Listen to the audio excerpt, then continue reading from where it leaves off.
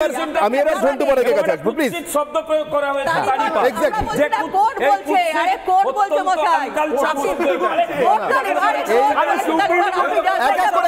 অনিন্দ বাবু নিজের মাধুরী বসিয়ে তো বলা যায় না। অনিন্দ বাবু আরে অনিন্দ বাবু তৃণমূলী কালচার এগুলো, আরে অনিন্দ বাবু এগুলো তৃণমূলী কালচার, এ সবই হিসেবে রাখা হচ্ছে। অনিন্দ বাবু মাস্টার মশাই পড়ে নেবেন। এক মিনিট এক করে অনিন্দ বাবু এটা যদি সত্যি ননসেন্স প্রয়োগ হতো ভাম্বা ডাম্বা কাম্বার মতো, আমি সত্যি এটা নিয়ে কোনো কথা বলতাম না। সুকন্যা একজন আইনজীবী,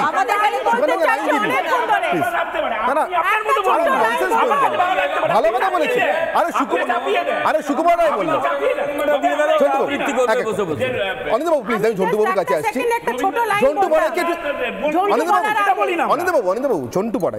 বড়াইকে অধ্যাপক ঝন্টু বড়াইকে আমার প্রশ্ন, বিজেপির 30 আসনে পরিবর্তন বাংলায়, এটা কিভাবে বলছেন অমিত শাহ, এটা সম্ভাব্য কিভাবে, সেটা যদি আমাকে একটু ব্যাখ্যা করেন অধ্যাপক হিসেবে। সবাইকে আজ জোর করে রিকোয়েস্ট করছি, আমার সংক্ষিপ্ত বক্তব্যে কেউ ইন্টারফেয়ার করবেন, আমি কারো ব্যাপারে বলিনি, একটা পুরো একাডেমিক পার্ট এটা। ধরুন একজন পলিটিশিয়ান এই কথাগুলো বলে গেলেন, আপনি খুব কাছেই 2009-এর নির্বাচনটা দেখুন। পশ্চিমবঙ্গে লোকসভা নির্বাচনে আনএক্সপেক্টেড 19টা সিট পেল তৃণমূল, বাম দাঁড়িয়ে গেল 15টাতে। তার পরবর্তী 2 বছর একটা শক্তিশালী রেজিমেন্টেড বাম দল ডিরেলড হয়ে গেল। ওয়াই ডিরেলড হলো? আপনি বলছেন, আমিও বারবার বলছি, সবার সাথে একমত যে এইটা তো পশ্চিমবঙ্গ সরকার পরিবর্তনের ভোট নয়, এটা কেন্দ্রের সরকারের ভোট। আপনি ধরুন 30টা সিট পেল, কেন অমিত শাহ এই কথাটা বললেন?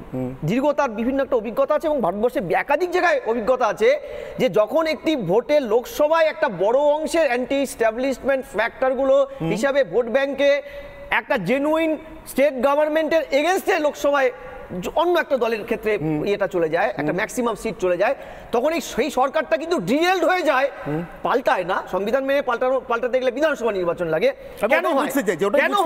কেন হয় আমি বলছি, এই একটা লজিক। সেটা দেখুন, এই মুহূর্তে পশ্চিমবঙ্গ সরকারের প্রতিনিধিত্বকারী, তৃণমূল এর প্রতিনিধিত্বকারী যে দুজন আছে, আমি দায়িত্ব নিয়ে বলছি, তারাও স্বীকার করবেন যে যখনই সংখ্যাগরিষ্ঠ অন্য একটি দল লোকসভায় দায়িত্ব পেল, তখন ত্রাই রব উঠে যায় একটা চৌর্যবৃত্তিকারী একটা বৃহৎ অংশের নেতাদের মধ্যে, শাসক দলের। যেমন ঠিক কথাটা এমন, জ পলায়তি সজীবতী। আপনি খেয়াল করে দেখুন, আজকে এই মুহূর্তে উনি অমিত শাহকে নিয়ে বলছিলেন, আমি বলছি হাইকোর্টের একাধিক বেঞ্চে অভিষেক বাবুকে নিয়ে ডিরেক্ট নাম তুলে পোস্ট করা হয়েছে, ওনাকে ধরা হচ্ছে না কেন, ওনার সম্পত্তি অ্যাটাচ করা হচ্ছে না কেন। ইভেন অভিষেক বাবু নিজে ব্যক্তিগতভাবে কোন একজন বিচারপতির এগেইনস্টে মামলা করে বলেছিল, আমার নাম বারবার আনা হচ্ছে না কেন, আমার নাম কেন বারবার আনা হচ্ছে, কেন আপনারা সুপ্রিম কোর্টে এই ভোট চলাকালীন স্টে নিতে গিয়েছিলেন অভিষেক বাবু, কেন? আমার প্রশ্নটা হচ্ছে, আইন আপনাকে সেই ক্ষমতা দিয়েছে, যেই আইন আমাদের দেশের স্বরাষ্ট্রমন্ত্রীকে ক্ষমতা দিয়েছে। একটা অবজারভেশনে সুপ্রিম কোর্ট বলেছে এই ধরনের ঘটনা, পরের অবজারভেশনে প্রমাণিত হয়েছে যে না, এই কথাগুলো ঠিক নয়, তার বিরুদ্ধে কোনো রকম কোনো ক্রাইম স্ট্যাবলিশ করা যায়নি। আইনজীবী সেটা মানেন, যেটা অভিষেক বাবু যদি আজ থেকে 2 বছর পরে বা 1 বছর পরে বা 5 মাস পরে প্রতিষ্ঠিত হয়, তার বিরুদ্ধে কোনো মামলা প্রমাণিত হয়নি, তাহলে এই যে বিচারপতিগুলো বলেছেন এই কথাগুলো যে আপনাকে এই সম্পত্তি অ্যাটাচ হয়েছে, ওই সম্পত্তি, সেগুলো ডিলিট হয়ে যাবে। তাহলে প্রশ্ন হচ্ছে, সেটাকে নিয়ে আপনারা সে যখন বলছেন, একবার নিজের গিরিমানে হাত দিয়ে কথা বলুন। বলতে হবে তো, এটা আমরা বলতে হবে তো। নিশ্চিত প্রামাণিক সুপ্রিম কোর্টে গিয়ে স্টে নিয়েছে, জানেন কি?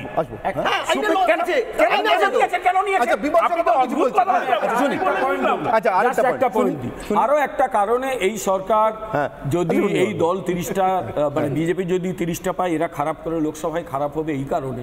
2009 থেকে 2011 তথ্য তো ঝন্টু দিলই, এরকম একটা পাওয়ারফুল রেজিমেন্টেড পার্টি একেবারে চুপসে ঘরে ঢুকে গেছে। তৃণমূল কংগ্রেসের অবস্থা কি? এই দলটার তো কোনো সংগঠন নেই, এই দলটা দাঁড়িয়ে আছে একদিকে পুলিশকে দিয়ে অপরের বিরুদ্ধে মামলা করানো, 2 হচ্ছে লোকাল ক্রিমিনালস। এখন অদ্ভুত ভাবে আমি বিভিন্ন জায়গায় প্রচার করতে গিয়ে দেখছি, অনির্বাণ, বিভিন্ন জায়গায় প্রচার করতে গিয়ে দেখছি পুলিশের ভূমিকা না অদ্ভুত বদল হয়েছে। সেদিন আমি দমদমে সেদিন সভা করতে গেছি, তার আগে শুনলাম লোকাল কিছু লোক বলছে এখানে সভা করা যাবে না, আমাদের মন্ত্রী আসবে। পুলিশ বলে ওরা আগে সভা অনুমতি নিয়েছে, যাও সব, ওদের সরিয়ে দিয়েছে। আমরা হলো কি, এটা পশ্চিমবাংলা নাকি? পুলিশ কোথাও এটা বুঝতে পেরেছে এরপর ধরে নাও এই দলটা 7-8টা 10টা আসন পেল, পুলিশ প্রথম এদেরই ধরে পেটাতে শুরু করবে। আমি আজকে এখানে বলে দিই, পুলিশ এদের ধরবে ঠেঙিয়ে ঘরে ঢুকিয়ে দেবে। আর লোকাল ক্রিমিনাল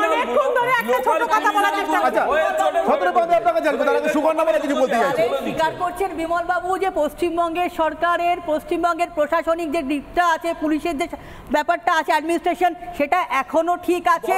কেউ প্রতিবাদ করে দাঁড়ান, কেউ প্রতিবাদ করলে তার বাড়িতে ইডি জন্টু বড়াই না না, এই যে ঠিক তো আছে, না না বলছি ঠিক তো আছে। আচ্ছা স্যার একটা দেরি করে তুমি বুঝলে, এত দেরিতে কেউ বোঝে না।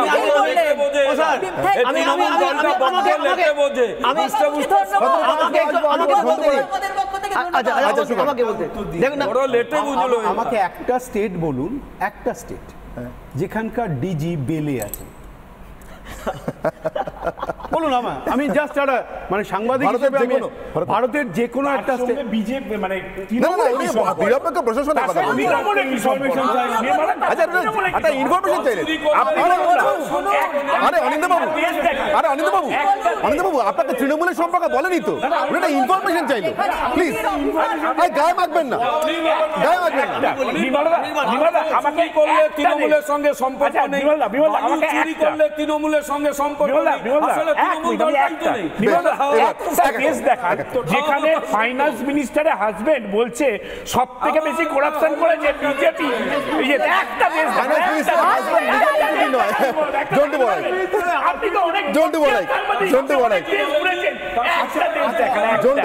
আপনাদের ফাইন্যান্স মিনিস্টার পালিয়ে গেলেন কেন? অমিত মিত্র পালিয়ে গেলেন কেন? আর অনিন্দ্যবাবু আপনাদের ফাইন্যান্স মিনিস্টার কেন পালিয়ে গেলেন আপনি সেটাও বলতে পারবেন। প্লিজ আমাদের ফাইন্যান্স মিনিস্টার নির্মলা সীতারামন। আচ্ছা দেখুন, সেন্ট্রাল গভর্নমেন্ট, সিবিআই, ইডি কিছু বললে পরে তারা বিজেপির লোক। আমি করলাম লাস্ট 11 সালের পর থেকে আজকে 24 এপ্রিল মাস 30 তারিখ, আজকে শেষ দিন।